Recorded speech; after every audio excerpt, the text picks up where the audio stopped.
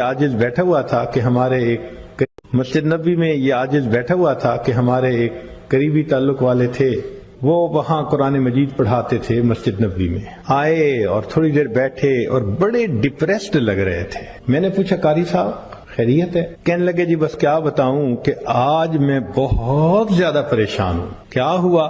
کہنے لگے کہ اللہ تعالیٰ نے مجھے کثیر الاولاد بنایا ہے، 9 بیٹے ہیں، کچھ بیٹیاں بھی ہیں، لیکن میں اکیلا کمانے والا ہوں۔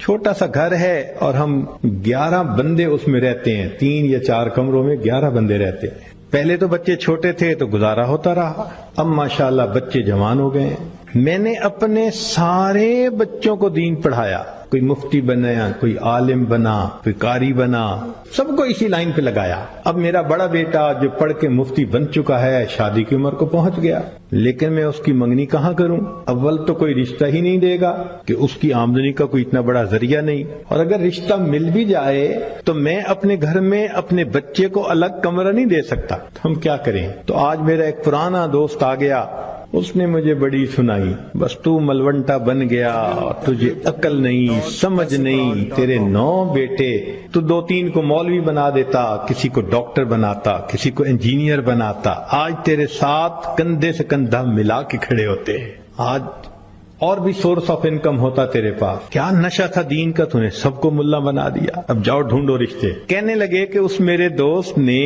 اتنی باتیں کی کہ میں واقعی آج ڈپریس ہو گیا ہوں کہ وسائل ہیں نہیں، بندے اتنے ہیں گھر میں۔ میں نے انہیں کہا کہ آپ فکر نہ کریں، وَهُوَ يَتَوَلَّى الصَّالِحِينَ، اللہ نیکوکاروں کا سرپرست ہے، آپ اللہ کی سرپرستی میں ہیں، فکر کیوں کرتے ہیں؟ چلے آئیں، مواجہ شریف پہ ہم نے حاضری دینی ہے، سلام بھی پڑھیں گے، پھر آپ کے لیے دعا بھی کریں گے۔ ان کی تسلی کے لیے بات کر دی، وہ مطمئن ہو گئے۔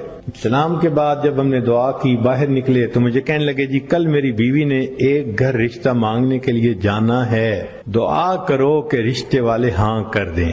تو بہت اچھا۔ اگلے دن عشاء کی نماز کے بعد ہم بیٹھے تھے تو جناب ہم نے قاری صاحب کو دیکھا، جھومتے ہوئے آ رہے تھے اور ہاتھ میں بھی کچھ پکڑا ہوا تھا، تو مسکرا کے کہنے لگے حضرت جی ہو گیا ہو گیا ہو گیا۔ کیا ہو گیا؟